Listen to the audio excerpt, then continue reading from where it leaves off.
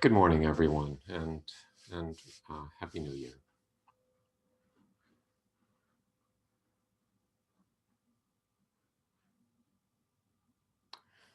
So,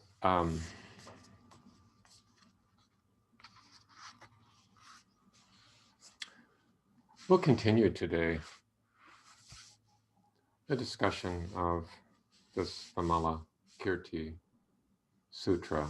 And those of you who have been following this story will be much relieved to know that the Buddha finally encounters someone willing to go to Vimalakirti and inquire about his illness.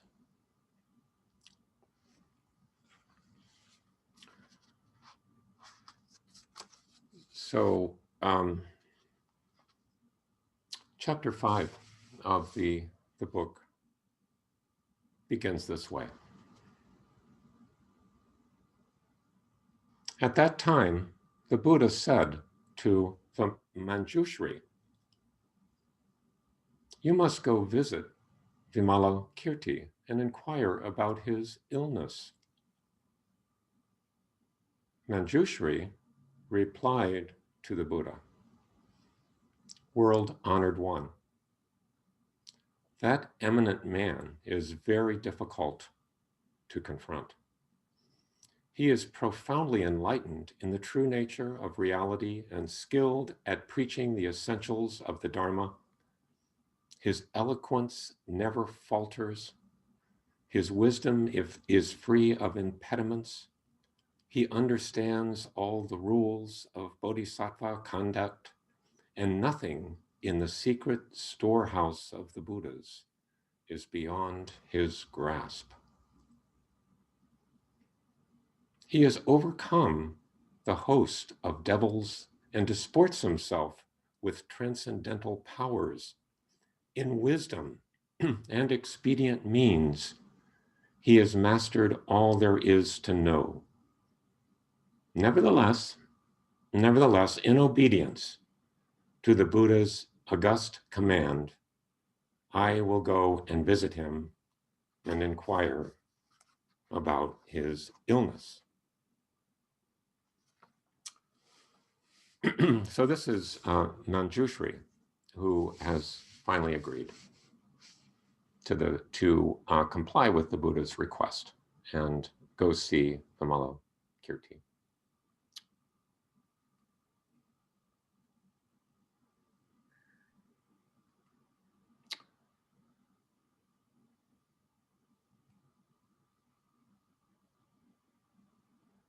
I'm trying to.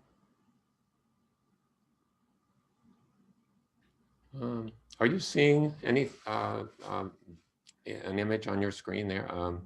Yeah, you are. Okay, good. So this is a depiction of Manjushri. Manjushri is a bodhisattva of wisdom or understanding.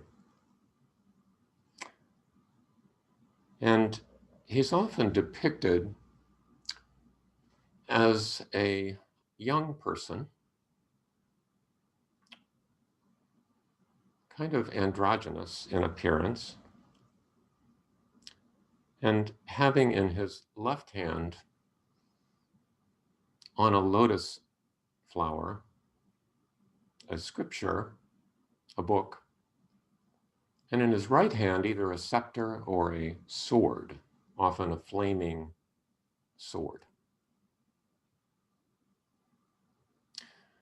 So the name Manjushri in Sanskrit, I am told, means gentle glory. Those are two words we don't usually pair with one another, gentle and glory. We tend to associate glory with something kind of almost militaristic, like that sword, and not usually paired with gentleness.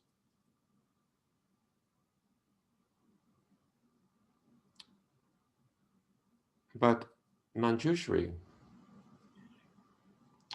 uses his sword in a very particular way. He doesn't use his sword to destroy the enemy,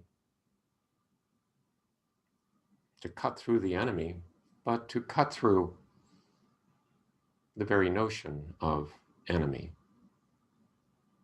to cut through delusions, to cut through the fabrications that come into our mind that lead us astray.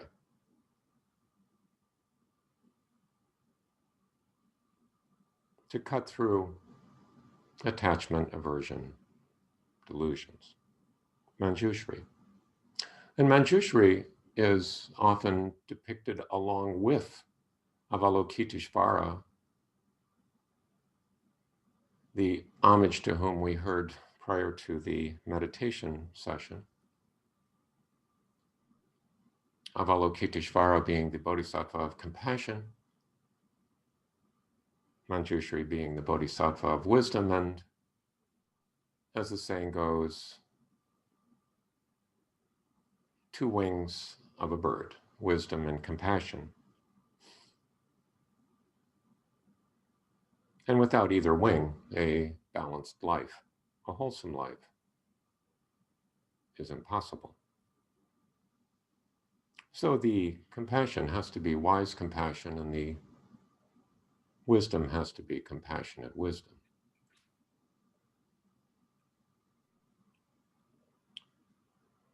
So Manjushri is depicted as a young person, possibly because it takes a certain fearlessness to cut through some of our fixed ideas. And sometimes it is the youth who lead us in that way, the youth who detect hypocrisy and falsehood and object to it, cut through it. It is sometimes the youth who have not become so inured and so enchanted with various false notions that they confront them with a kind of fearlessness. And fearlessness to me is not being without fear. If we were totally without fear, that would not be a favorable situation for survival. But fearlessness involves not being incapacitated by fear, being willing to face fear and do what needs to be done. So that is Manjushri.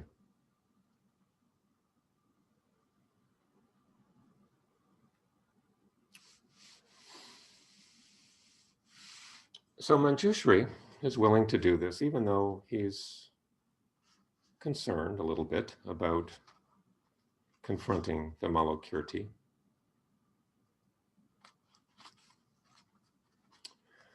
But hearing that Manjushri is going to do this, the others in the room, and as you recall, there are a number of other people, throngs, thousands. At that time, 8,000 bodhisattvas, 500 voice hearers, and hundreds and thousands of heavenly beings all decided at once that they would like to accompany Manjushri on his visit. So they didn't particularly want to confront Vimalakirti themselves, but if there's going to be a discussion between Manjushri and Vimalakirti, this could be rich. So they all want to come along, and they do.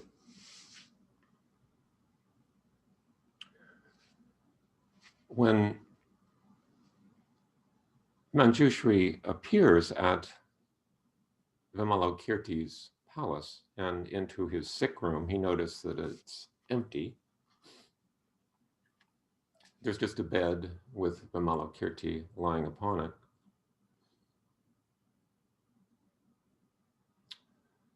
And when Manjushri comes into the room, Vimalakirti says, "Welcome, Manjushri.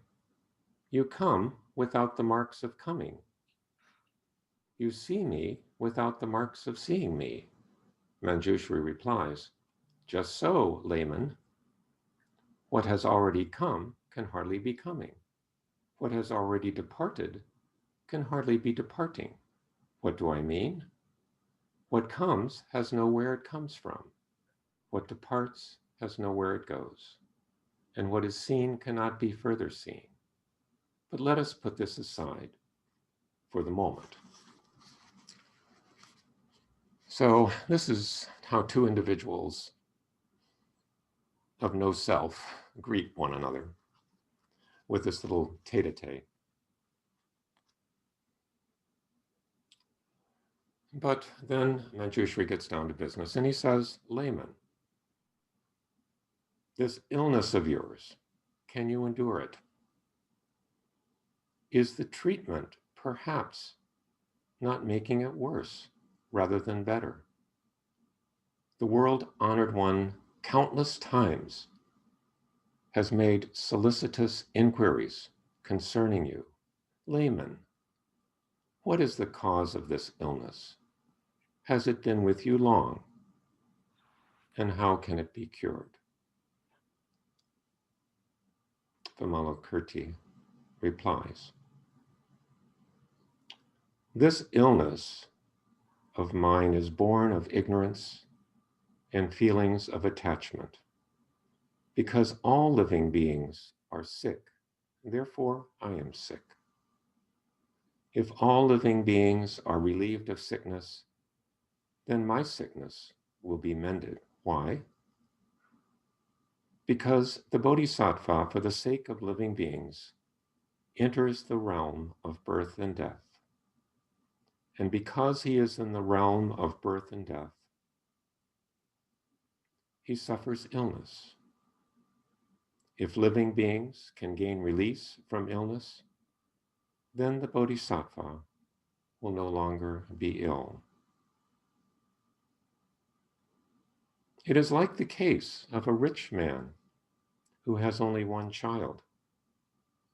And if the child falls ill, then the father and the mother too will be ill. But if the child's illness is cured, the father and mother too will be cured. The Bodhisattva is like this, for he loves living beings as though they were his children. If living beings are sick, the Bodhisattva will be sick. But if living beings are cured, the Bodhisattva too will be cured. You ask what causes this illness, what caused it to arise. The illness of the Bodhisattva arises from his great compassion.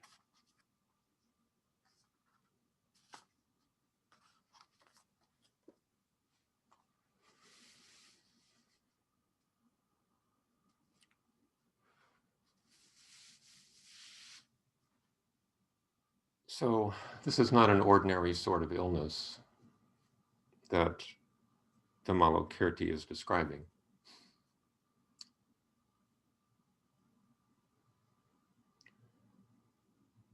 He seems to be describing dukkha,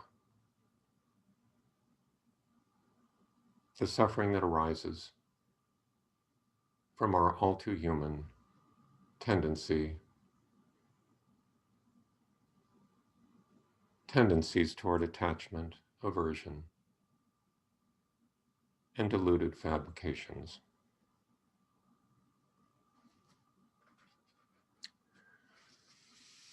These bodhisattvas, Manjushri and Avalokiteshvara, aren't really imaginary figures, sort of fictional figures, so much as avatars of our human experience. So we encounter Manjushri, and Avalokiteshvara regularly in ourselves and in others.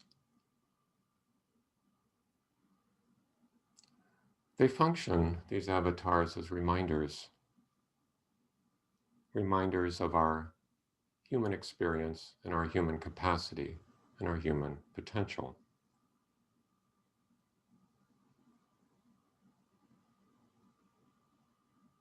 Reminding us of compassion, reminding us of wisdom that resides in everyone.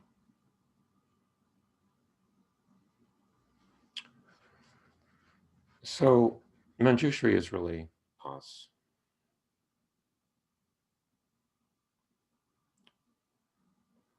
And can you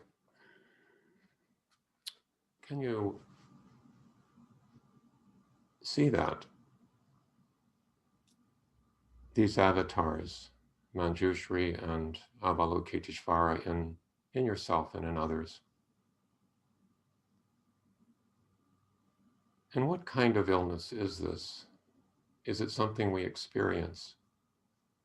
Is Vimalakirti talking about something alien to us, or is he talking about something very near?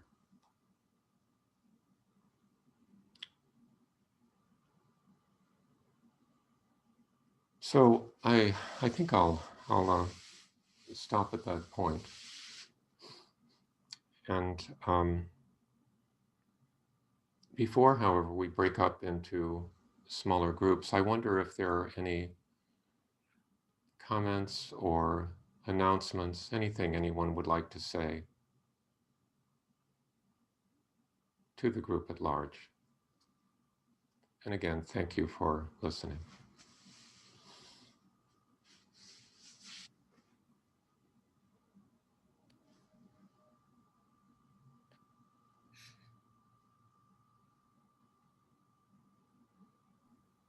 Hi, Will. Hi, everybody.